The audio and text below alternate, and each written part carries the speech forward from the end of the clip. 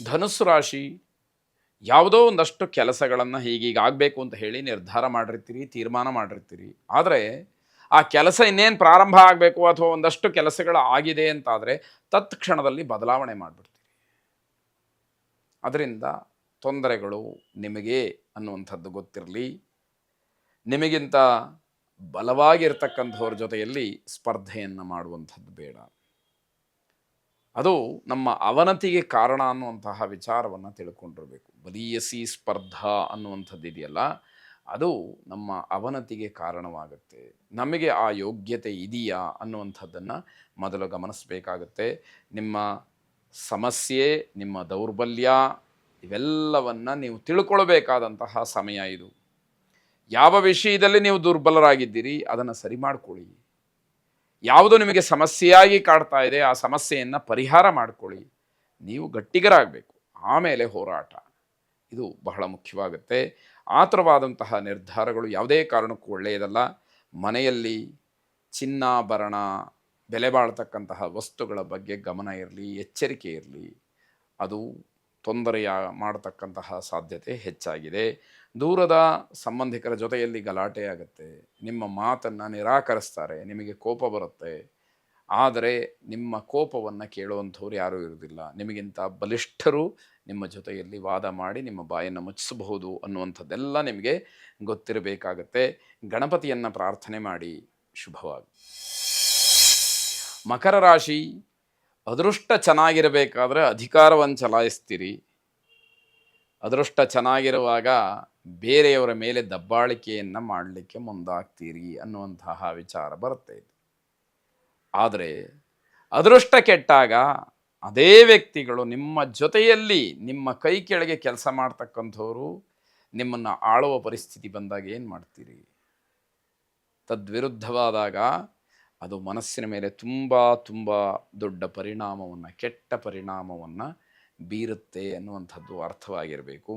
ಬೇರೆಯವರಿಗೆ ಸಲಹೆ, ಸೂಚನೆ ಇತ್ಯಾದಿಗಳನ್ನು ಕೊಡ್ತಕ್ಕಂತಹ ಕಾಲ, ನೀನು ಹಾಗೆ ಮಾಡು, ಹೀಗೆ ಮಾಡು ಅಂತ ಹೇಳುವಂಥದ್ದು. ಆದರೆ ವಿನಾಕಾರಣ ಅಥವಾ ಕೇಳದಲೇ ಉಚಿತವಾಗಿ ಕೊಟ್ಟಂತಹ ಸಲಹೆಗೆ ಯಾವ ಬೆಲೆಯೂ ಕೂಡ ಬರುವುದಿಲ್ಲ ಅನ್ನುವಂಥದ್ದು. ಸಂಗೀತ, ಮನೋರಂಜನೆ ಇತ್ಯಾದಿಗಳಲ್ಲಿ ಕಾಲವನ್ನು ಕಳೀತೀರಿ. ಅದು ನಿಮಗೆ ಮಾನಸಿಕವಾಗಿ ಸಂತೋಷವಾಗೋದಕ್ಕಿಂತಲೂ ಹೆಚ್ಚಾಗಿ ಲೌಕಿಕವಾದಂತಹ ಆನಂದವನ್ನು ಅದು ತಂದುಕೊಡ್ತಕ್ಕಂಥದ್ದು. ಉತ್ತಮ ಭೋಜನ, ಲೌಕಿಕ ಆನಂದಕ್ಕೆ ಅದು ಕೂಡ ಕಾರಣವಾಗುತ್ತೆ. ಒಟ್ಟಾರೆ ಬಹಳ ಸಂತೋಷವಾಗಿ ಈ ದಿವಸವನ್ನು ಕಳೀತಕ್ಕಂಥದ್ದು. ನೀವು ನಿರೀಕ್ಷೆ ಮಾಡಿದಂತಹ ಲಾಭವಾಗಲಿ, ಹಣ ಆಗಲಿ ನಿಮ್ಮ ಕೈ ಸೇರೋದಿಲ್ಲ. ಇದು ಸ್ವಭಾವತಃ ಮತ್ತೆ ಕೋಪಕ್ಕೆ, ತಾಪಕ್ಕೆ ಕಾರಣವಾಗುತ್ತೆ. ಆಗ ನಿಮ್ಮ ಸಂತೋಷ ಎಲ್ಲ ವ್ಯರ್ಥವಾದ ಹಾಗಾಗತ್ತೆ. ಅನುಭವಿಸಿದ ಸಂತೋಷವೇ ಭಾಗ್ಯ ಅಂತ ಹೇಳಿ ನಿರ್ಧಾರ ಮಾಡಬೇಕಾದಂಥದ್ದು. ಶುಭವಾಗಿ. ಕುಂಭರಾಶಿ, ನಿಮ್ಮ ಕಾರ್ಯಕ್ಷೇತ್ರದಲ್ಲಿ ನೀವು ಬಳಸ್ತಕ್ಕಂತಹ ಬುದ್ಧಿವಂತಿಕೆ ಏನಿದೆ ಅಥವಾ ಯಾವ ವಿಧಾನವನ್ನು ಅನುಸರಿಸಿ ನೀವು ಯಾವ್ಯಾವ ಕೆಲಸಗಳನ್ನು ಮಾಡ್ತೀರಿ ಅದನ್ನು ಯಾರಿಗೂ ಹೇಳಬೇಡಿ. ಆ ಗುಟ್ಟನ್ನು ಬಿಟ್ಟುಕೊಡಲೇಬೇಡಿ. ಅದೇ ನಿಮ್ಮಲ್ಲಿರತಕ್ಕಂತಹ ವೈಶಿಷ್ಟ್ಯ, ನಿಮ್ಮಲ್ಲಿರತಕ್ಕಂತಹ ಒಂದು ವಿಶೇಷತೆ ಅಂತ ಭಾವಿಸಿ. ಲೇಖಕರಿಗೆ, ಸಂಶೋಧಕರಿಗೆ ಹಿನ್ನಡೆಯಾಗ್ತಕ್ಕಂಥದ್ದಿದೆ. ಗೊಂದಲ ಸೃಷ್ಟಿಯಾಗಿ ಇಲ್ಲದೇ ಇರತಕ್ಕಂತಹ ಸಮಸ್ಯೆಗಳನ್ನು ತಂದಿಟ್ಟುಕೊಳ್ತೀವಿ. ಇಲ್ಲ ಸಲ್ಲದ ಹೇಳಿಕೆಗಳನ್ನು ಕೊಡೋದು, ಇಲ್ಲ ಸಲ್ಲದ ವಿಚಾರಗಳನ್ನು ಬರೆಯುವಂಥದ್ದು, ಅದು ನಿಮಗೆ ಮಾರಕವಾಗತ್ತೆ ಅನ್ನುವಂಥದ್ದು. ಹೆಂಗಸರ ದ್ರವ್ಯ, ಹಣ, ಆಭರಣ ಇತ್ಯಾದಿಗಳಿಗೆ ಕುತ್ತು ಬರ್ಬೋದು. ಮಾತೆಯರು ತುಂಬ ತುಂಬ ಜಾಗ್ರತೆಯನ್ನು ವಹಿಸಬೇಕಾದಂಥದ್ದು. ಮಕ್ಕಳಲ್ಲಿ ಸಿಟ್ಟು, ವೈರತ್ವ, ಹಾಗೆ ಏನೋ ಒಂದು ರೀತಿಯಲ್ಲಿ ಅಸಹಜವಾದಂತಹ ವರ್ತನೆ ಇವೆಲ್ಲವೂ ಕೂಡ ಮನೆಗೆ ಕಂಟಕವಾಗತ್ತೆ. ಮಕ್ಕಳೇ ಮನೆಯನ್ನು ಬೆಳಗಬೇಕಾದಂಥವ್ರು. ಅವರು ಮನಸ್ಸಿನಲ್ಲಿ ವ್ಯತ್ಯಾಸಗಳಾಗ್ತಾ ಇದೆ, ಅವರು ಸ್ವಾಭಾವಿಕವಾಗಿ ಇರಬೇಕಾದಂತಹ ವಿಚಾರದಲ್ಲಿ ಅಸ್ವಾಭಾವಿಕವಾಗಿ ತದ್ವಿರುದ್ಧವಾಗಿ ನಡ್ಕೊಳ್ತಾ ಇದ್ದಾರೆ ಅಂತಾದರೆ ಮನೆಯನ್ನು ಬೆಳಗುವಂಥವ್ರು ಯಾರು? ಇದು ದೊಡ್ಡ ಕಂಟಕಪ್ರಾಯವಾಗಿ ಮನೆಗೆ ಒದಗುವಂಥದ್ದಾಗುತ್ತೆ. ಹಿರಿಯರಿಗೆ ಬಹಳ ನೋವಿನ ಸಂಗತಿ ಅಂತ ಹೇಳಬೇಕು. ಮಕ್ಕಳನ್ನು ಸ್ವತಂತ್ರವಾಗಿರೋದಕ್ಕೆ ಬಿಟ್ಟು ಈ ರೀತಿ ಎಲ್ಲ ಸಮಸ್ಯೆಗಳು ಆಯ್ತಾ ಅಂತ ಹೇಳಿ ಯೋಚನೆ ಮಾಡಬೇಕಾದಂಥದ್ದು. ಮಕ್ಕಳು ದಾರಿ ತಪ್ಪಿದಾಗ ಆರಂಭದಲ್ಲೇ ಅವರನ್ನು ತಿದ್ದಿ ತೀಡಿ ಸರಿಪಡಿಸಬೇಕಾದಂತಹದ್ದು ಪೋಷಕರ ಕರ್ತವ್ಯವಾಗುತ್ತೆ. ಅವರ ಮೇಲೆ ಗಮನವನ್ನು ಇಟ್ಟು ಅವರು ಸನ್ಮಾರ್ಗದಲ್ಲಿ ಹೋಗುವಂತಹ ವ್ಯವಸ್ಥೆಯನ್ನು ಮಾಡಬೇಕಾದ್ದು ಕರ್ತವ್ಯವಾಗುತ್ತೆ. ಆ ಕರ್ತವ್ಯಕ್ಕೆ ಲೋಪವಾದಾಗ ಈ ರೀತಿಯ ದುಷ್ಪರಿಣಾಮಗಳು ಪ್ರಭಾವವನ್ನು ಬೀರುತ್ತೆ, ಅನುಭವಿಸಿಯೇ ತೀರಬೇಕಾದಂತಹ ಪರಿಸ್ಥಿತಿ ಒದಗತ್ತೆ ಎನ್ನುವಂಥದ್ದು ಸತ್ಯಶೋಧನೆಯನ್ನು ಮಾಡಿ ಶುಭವಾಗಿ. ಕೊನೆಯದಾಗಿ ಮೀನರಾಶಿ, ಉತ್ತಮವಾದಂತಹ ಕುಟುಂಬದ ಕೆಲವು ಸದಸ್ಯರು ನಿಮ್ಮ ಭವಿಷ್ಯಕ್ಕೆ ಮಾರ್ಗದರ್ಶಿಗಳಾಗಬಹುದು. ಅವರ ಅನುಭವ, ಅವರು ಬೆಳಕೊಂಡು ಬಂದಂತಹ ರೀತಿ, ಅವರಿಗೆ ಸಿಕ್ಕಂತಹ ಕೆಲವು ಆಶ್ರಯ, ಇವೆಲ್ಲವೂ ಕೂಡ ನಿಮಗೆ ನಿಮ್ಮ ಪರಿವರ್ತನೆಗೆ, ನಿಮ್ಮ ಭವಿಷ್ಯಕ್ಕೆ ಉತ್ತಮವಾದಂತಹ ಮಾರ್ಗಸೂಚಿಗಳಾಗಿ ಪರಿಣಮಿಸ್ತಕ್ಕಂತಹದ್ದಾಗತ್ತೆ.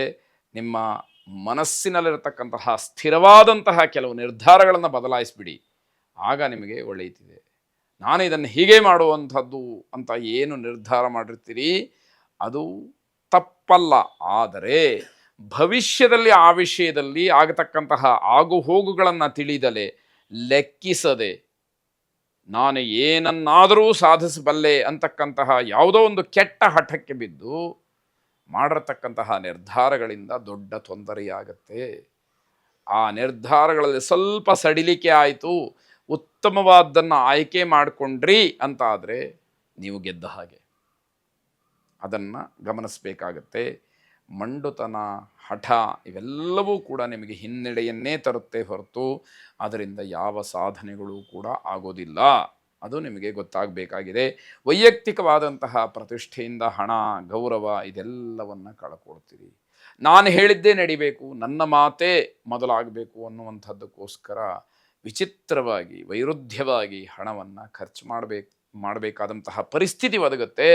ಆ ಪರಿಸ್ಥಿತಿ ಬರದೇ ಇದ್ದರೂ ಕೂಡ ನೀವೇ ಸೃಷ್ಟಿ ಮಾಡ್ತೀರಿ, ನೀವೇ ಖರ್ಚು ಮಾಡಲಿಕ್ಕೆ ಮುಂದಾಗ್ತೀರಿ.